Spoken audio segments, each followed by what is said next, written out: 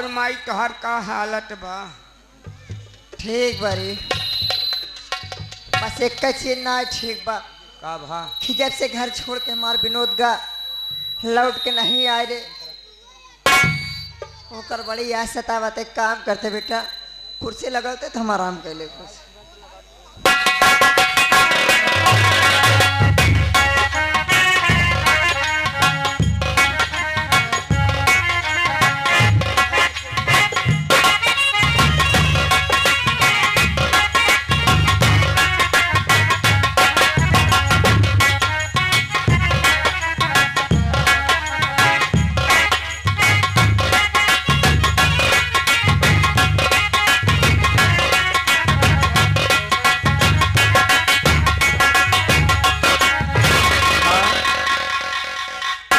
माँ देख, ये आपका लाल विनोद आया है। माँ क्या तू अपने लाल का गले ना लगाईबू महतारी? माँ माँ ना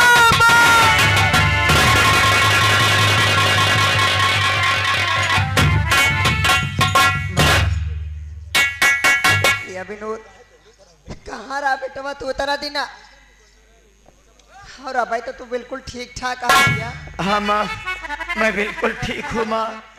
शीला, ये मेरी माँ है, सबसे पहले तुम इनका पाँव छुओ।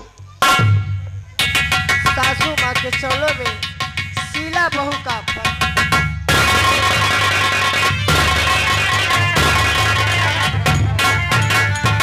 क्या हुआ माँ?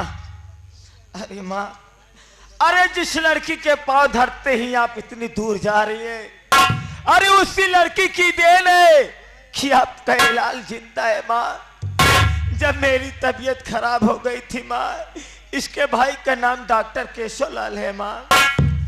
डॉक्टर साहब ने मेरा इलाज किया और जब मैं ठीक हो गया माँ, तो एक दिन डॉक्टर साहब मुझसे कहने लगे, विनोद अगर मैं कुछ कहूँ तो मेरी बात को मानोगे?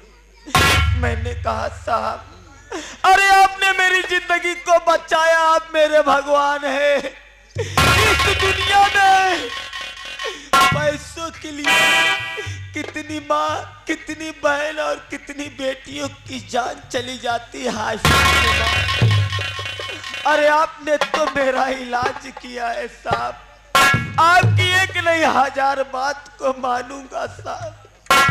लेकिन माँ, डॉक्टर साहब मुझसे ये कहे, विनोद मैं ये चाहता हूँ और मेरी बहन भी चाहती है कि तुम दोनों शादी कर लो माँ। मैं डॉक्टर साहब के शान के तले दबा माँ, मैं माँ दुर्गा जी के मंदिर में शादी करके आया हूँ माँ। ये मेरी पहली और आखिरी गलती होगी माँ, ये मेरी गलती को माफ कर दे।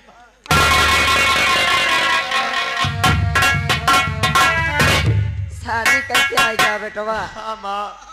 बिना बताए शादी करके आया, यह बात के पछतावा होत बा? हाँ माँ। हे भैया, काथिन के जौन किस्मत में लिखा रहा था वो कोई करा थे। चला तो के पसंद तो बा ना दुल्हन? हाँ माँ। ओका तू पसंद हा? हाँ माँ। तो जब तू लोग राजी हा तो हम का करवाई? एक काम कर बेटा, दुल्हनिया से 2 बात हम कहले, तू चला नहाए धोएला, कुछ खाना पीना खाला, हम आवत है। ठीक है माँ, मैं चलता हूँ। भैया जा हमारे पिलाई बेड पे सोवा। Ply bed? ठीक है माँ, मैं चलता हूँ। अगर अब बहुत से आप बात करना चाहते हैं तो करिए। चलता हूँ। नमस्ते माँ। नमस्ते बेटवा। ए रे हम सोचत ही सोचत है। हाँ माई सोचत है भौजी के मुँह न देखी का। भौजी का मुँह तय बाद में देखी, लेकिन हमके नेता एक बात के जवाब दे। कहा थे कि एहसान के बदला एहसान, काम के बदला काम, पैसा के बदला पैसा। लेकिन एक बात यह है रे कि भाई एहसान अगर डॉक्टर करे तो एहसान नहीं माना जाता है। अरे वो तो भगवान मान लेते मनाई, लेकिन वो भगवान तब तक है जब तक कुछ ले ही ना, लेकिन ले लिहन तो कैसन एहसान कैसन भगवान। अगर तू हमार जान बचाए हा तो तोहार हक अधिकार बनत के तू हमसे पैसा ले अपन दवाई सुई के वो अपन बहन बिटिया नहीं भी देते रे। बहन की किस्मत में जवान हो था वो तो हो इन जात के रोकत नहीं, लेकिन हमार नाम कमलावती रानी हम तक किस्मत बदल के दिखाऊ। हाँ जिनका अंडा खूब मार महारा बना के भाग जाइए हमारे किए कराए पे सारे पानी फेर दिए। सोचे रहे बेटा के बियाह करब खेतना दहेज मिली हमके गहना रुपया पैसा गाड़ी मोटर सर सामान सब मिलत। एक आधी बाल्टी पानी फेंके बाल्टी पानी नहीं कहबे के देख रही अब तो हट जैसे हमके बतियाएगे। ये दुल्ही ना क्या है माँ? का नाम बा बिटिया तोहार? हमार भूजी भूजी नहीं बघारी भौजी का नाम बा बिटिया तोहार? मेरा नाम शीला है माँ जी। अगर तोहार नाम शीला है, शीला तो बहुत अच्छा नाम है, लेकिन एक बात बतावा कि अब के तोहार यहाँ जेठौत के ससुर बा के गाँव देश वाला बा तोहार रहे तो है तोहार सासू माई अब तो मुहना खोल ला खोला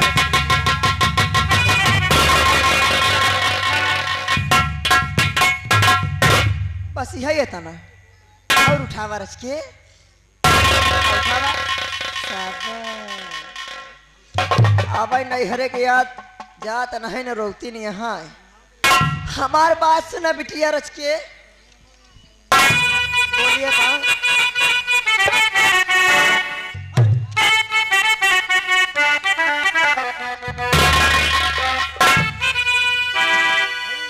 मेरे बेटे को जाल में फंसा पापी अपना घर तू बसाने चली आई है झूठा दिखावा करके बेशरम घर बसाने अपना चली आई है।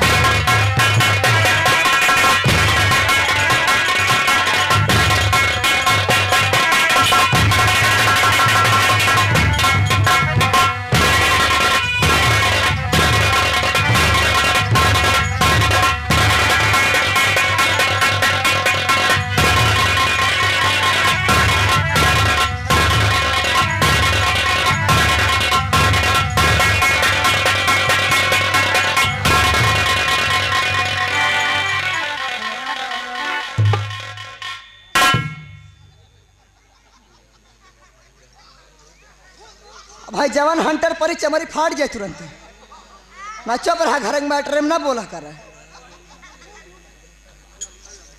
करे झूठ मूठ के शादी कैसे हमारे बेटा फंसावे पाए कितने बड़े महल के महारानी बने के खाब देख के चली आए रे ताई निकल यहाँ से।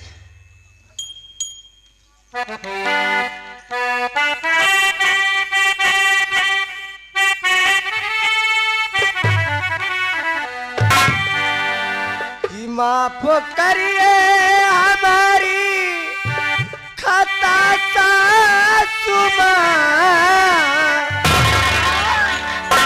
कि ऐसी गलती दोबारा अब होगी नहीं।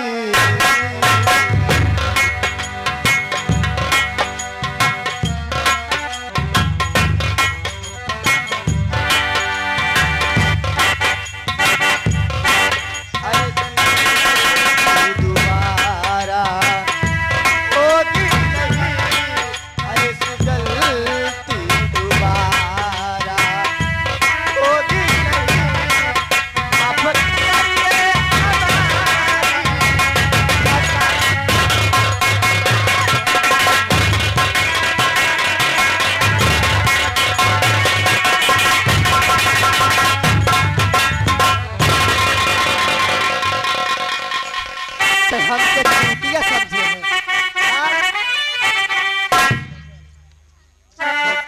देख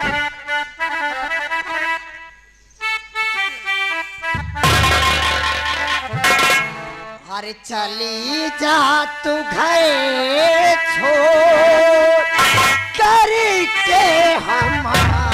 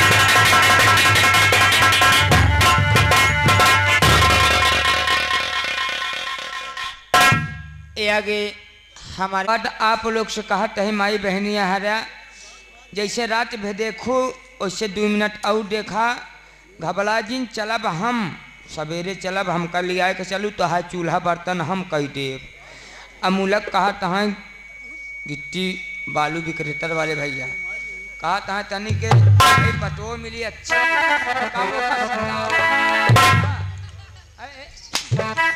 इंतजाम करबे माई बहनिया हरन के सरसई काट देवे महारानी गाड़े हम पीछा बहुत का हो पिटवाई करही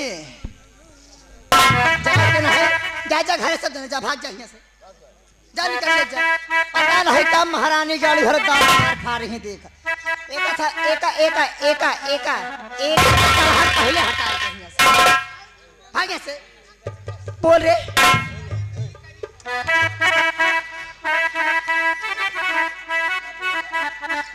अरे काहे बदे ससुरे ना अब के सतावत बातू काहे बदे ससुरे ना अब के सतावत बातू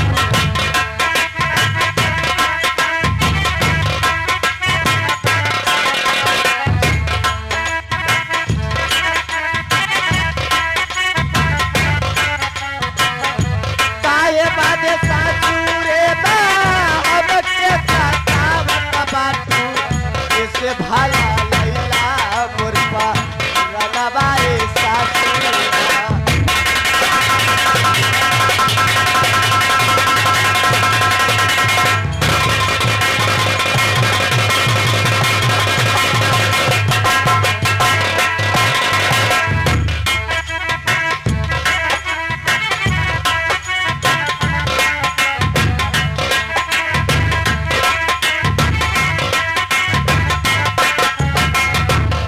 के महतारी सबके ननद के बहिनिया हो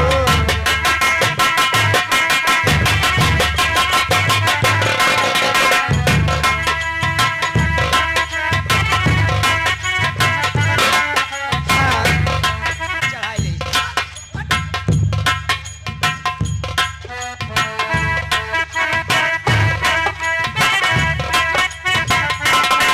के महतारी सबके ननद के बहिनिया हो के महतारी सबके ननद के बहिनिया हो ससुर के बापो के साथ बनवाए सासुरा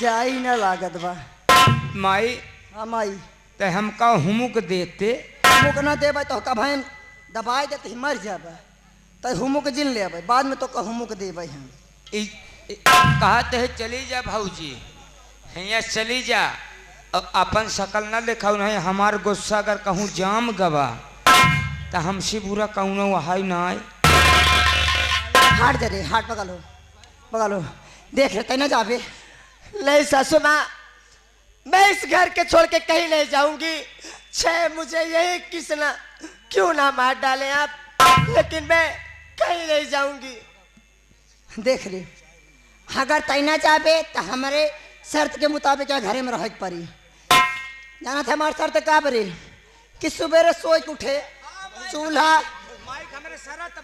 शरत नहीं का बात यह है देख सुबह उठे चूल्हा चौका बर्तन झाड़ू पोछा नाश्ता बनाए के हम कर दिए फिर नहाए धोए के बाद खाना पीना बनाए के बाद में घरे के साफ सफाई पूरा कर लिए वो करे बाद खाना पीना बनाए के हम कर दे दिए ये के बाद में हमके नहवाई दिए धोवाई दिए हमारे कपड़ा पछाड़ दिए पछाड़े के बाद में रंडी अगर बच जाए कोनो काम गोरू के नहवाई दिए इतना करे के बाद तो कर रहा हो तो भैंसियन वाले कमरा में रह जाए और हमारे यहाँ घर में आवे कोशिश जिन करे मंजूर बा जैसे आपकी इच्छा ना तो चल निकल बिटिया चल हट हट हट हट हट